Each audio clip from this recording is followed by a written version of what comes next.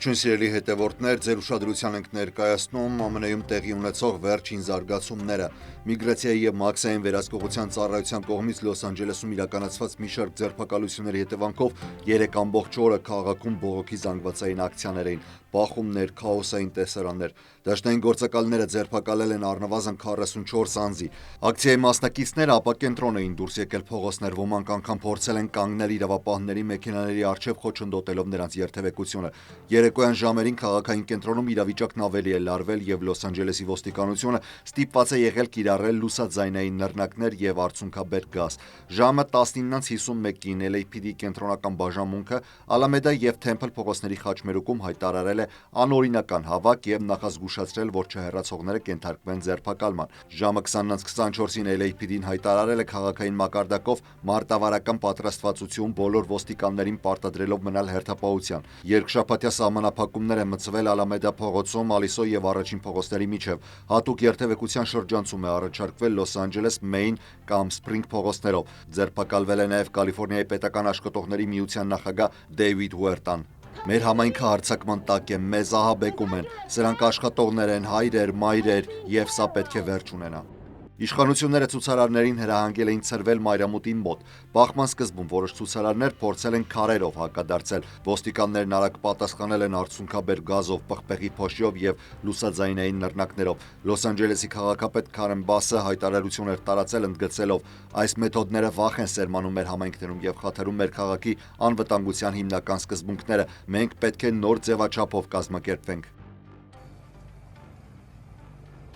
Սա դեռևս 3։ Այսօր արդեն միգրացիայի եւ մաքսային վերահսկողության ծառայությունը խուզարկություններ է իրականացրել Լոս Անջելեսի մերձակա Paramount քաղաքում։ Բողոքի ակցիաները չեն ուշացել, ինչպես ուրբաթ, այնպես էլ այսօր։ Քաղաքացիների մեծ խմբեր են հավաքվել խուզարկությունների վայրերի մերձակայքում։ Լոս Անջելեսի շրջանի շերիֆի վարչությունը հայտնել է, որ ժամը 11-ից իրենց աշխատակիցներն արձագանքել են Ալոնդրա բուլվարի երթևեկությունը փակած մարդկանց մասին ահազանգին։ Շերիֆի վարչությունը հայտնել է, որ որևէ ձևով նրանք ներգրաված չեն եղել դաշնային գործողություններում։ Տեսանյութում երևում է, թե ինչպես են բողոքի մասնակիցներն ու դաշնային գործակալները իրար վրա նետում ծխային ռումբեր կամ քարեր, իսկ գործակալները դեմքներին դիմակներով կանգնած են շղթայով պատրաստ նույնիսկ բախման։ Դատախազ Բիլ Էսեյլին սոցիալական ցանցում հայտնել է, որ դաշնային իրավապահ գործողությունները Լոս Անջելեսի շրջանում ընթանում են ըստ պլանի եւ նախազգուշացրել է, որ օրենքի իրականացմանը խոչընդոտող ցանկացած անձ կձերբակալվի եւ կդատապարտվի։ Այսը միայն 3 գերազանցել է 3000 ձերբակալությունների շեմը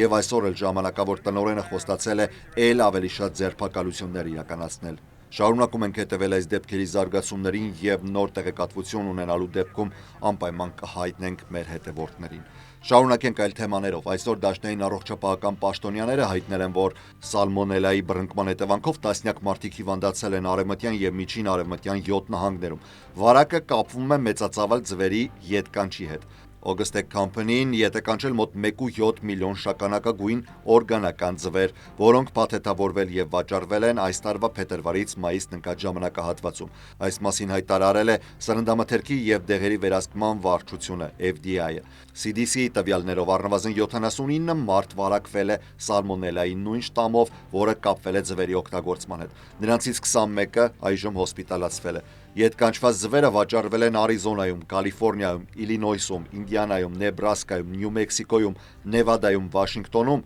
եւ Վայոմինգում։ CDC-ի տվյալներով ետկանչի ձվերի գործարանային կոդերն են P6562 կամ CA5330։ Ըստ August Company-ի հայտարարության, ներքին սննդային անվտանգության խումբը անցկացնում է խիստ վերանայում հասկանալու, թե ինչ լրացուցիչ միջոցներ պետք է ձեռնարկվեն նման դեպքերից խուսափելու համար։ Սալմոնելայի վարակման ախտանիշները ներառում են լուծ, բարձր ջերմություն, ուժեղ փսխում, ջրազրկում եւ որովայնային ցավեր։ Հիվանդների մեծ մասը ապաքինվում է մեկ շաբաթվա ընթացքում, սակայն ծանր ընթացք կարող է ունենալ փոքր երեխաների, տարեցների եւ թույլ իմունային համակարգ ունեցող անձանց մոտ, ովքեր կարող են հոսպիտալացման կարիք ունենալ։ CDC-ն հորդորում է վերացնել կամ վերադարձնել ետկանչված ձվերը, լվալ եւ ախտահանել բոլոր մակերեսները, որոնք կարող էին շփվել այդ ձվերի հետ։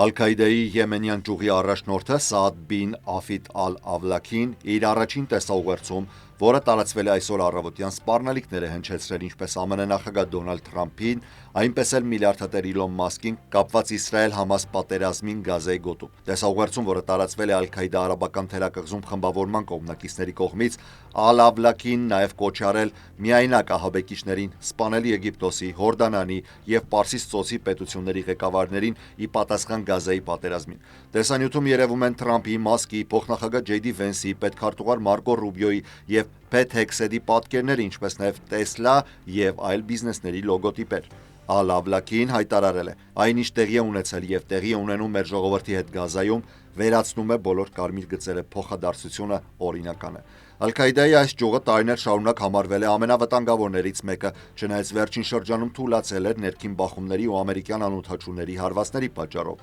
Ալ-Ավլաքին, որի համար ԱՄՆ-ը սահմանել է $6 միլիոն պարգևավճար, փոխարինել է Խալիդ ալ-Բատարֆիին, որի մահը պաշտոնապես հաստատվել էր 2024-ին։ Նրա ուղերձը գալիս է այն ժամանակ, երբ Եմենում գործող իրանամետ հութիները ևս օգտվում են Իսրայել-Համաս պատերազմից ի նպաստ սեփական հեղինակության։ Հութիներն արդեն հարվածել են Իսրայելին ու Կարմիր ծովով անցնող առևտրային նավերին, առաջացնելով ամերիկյան ռազմածովային ուժերի ամենաառճակատուն գործողությունը երկրորդ համաշխարհային պատերազմից ի վեր։ Սպասվում է, որ Սպիտակ տունը շուտով հանդես կգա հայտարարությամբ։ Այժմի համար նախատեսել էինք այսքանը։ Ես Հարություն Մինասյանն եմ։ Շնորհակալ եմ ուշադրության համար։ Առողջ եղեք։